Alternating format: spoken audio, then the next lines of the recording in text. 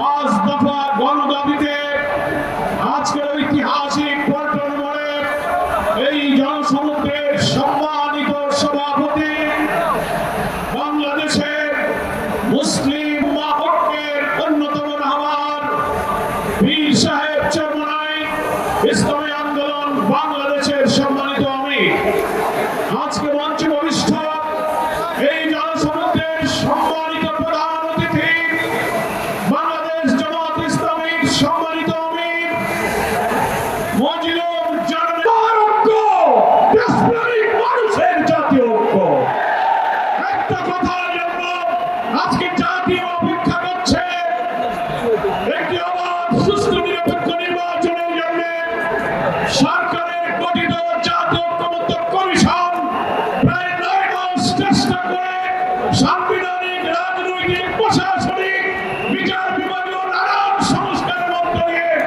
আমরা যখন প্রায় একমত হয়েছি আগামী 26 ফেব্রুয়ারির নির্বাচনের জন্য তখন একটি মহল থেকে ষড়যন্ত্র শুরু হয়েছে। সেই ষড়যন্ত্রের সূত্র ধরেও আজকে দিল্লির ষড়যন্ত্রে আগামী 13 তারিখে শাটডাউনের নামে নতুন নাশকতার পরিকল্পনা করা হচ্ছে। এই সুযোগ বন্ধ করে আমরা সরকারের কাছে আবেদন জানাতে চাই, যারা দাবি করছেন একদিনে গণভোটার জাতীয় নির্বাচন হবে, আমরা বাংলাদেশের সকল সংবিধান বিশেষজ্ঞ একমত জুলাই জাতীয় সনদে যেসব সংস্কারগুলো একমত হয়েছে 48টি বিষয়ে সংবিধানের অনেক সংস্কার হয়েছে।